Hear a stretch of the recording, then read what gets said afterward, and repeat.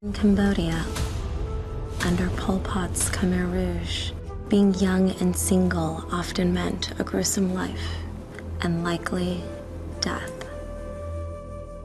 They approached my father, and in order to save his life, he said he was about to be married.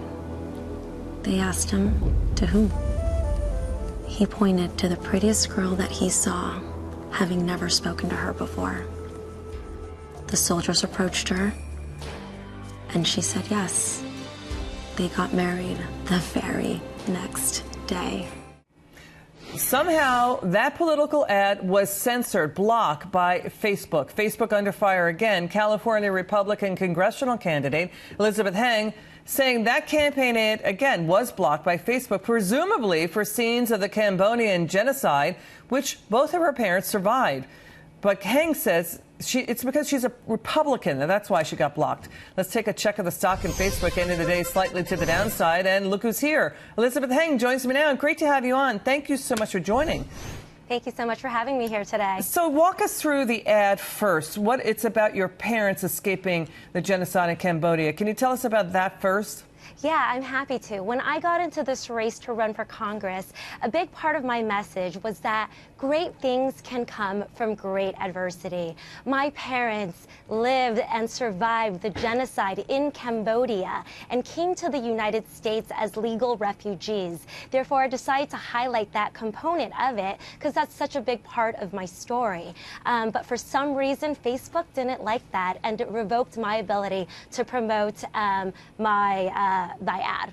So Facebook says that they don't accept ads that are shocking, disrespectful, or sensational, including ads that depict violence or threats of violence.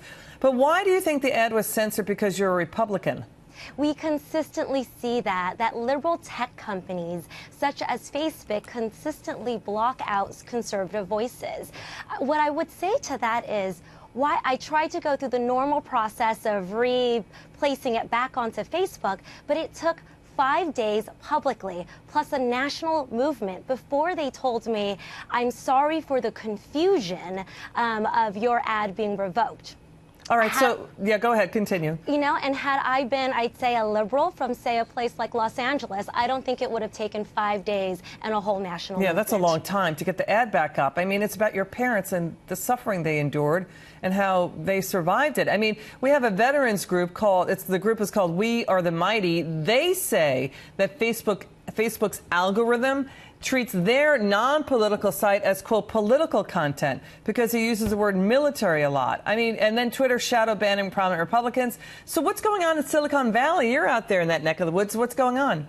Yeah, consistently we have just seen this time and time again. We've seen it, in the last news cycle. And regardless of what happens, my biggest concern about this, it is very clear that tech companies, algorithms, are not conducive to conservative voices, like you just mentioned with the veterans. But the biggest problem with this is what happens if, in fact, something like this is revoked 5 days before an election. How devastating that can be for a campaign such as mine. But they blame the algorithm, right? They say it's this blank, anonymous algorithm doing it. Do you buy that?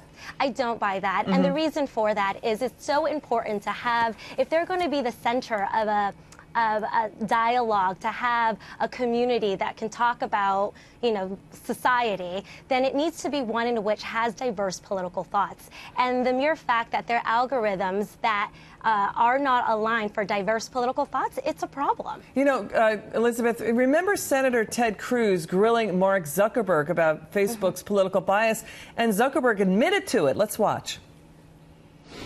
There are a great many Americans who I think are deeply concerned that Facebook and other tech companies are engaged in a pervasive pattern of bias and political censorship. I understand where that concern is coming from because Facebook and the tech industry are located in Silicon Valley, which is an extremely left-leaning place.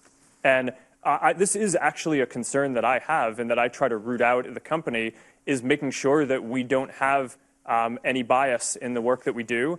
And I think it is a fair concern. All right, here's the thing. The algorithm flags it, and then they have a team of human beings choosing whether or not to censor or block. That's how we heard it happens. Here's Zuckerberg admitting to bias. Your reaction? Yeah, so it was actually allowed when I first placed it on there for a couple of days, and it was then revoked. And so the biggest problem that I do see with this is to have this is what I showed were mere glimpses of genocide and the terror that ensued in Cambodia. Those were just photos. This was my family's story and my family's life. Like to have a liberal tech giant determine the history that we can tell going forward, I find highly problematic.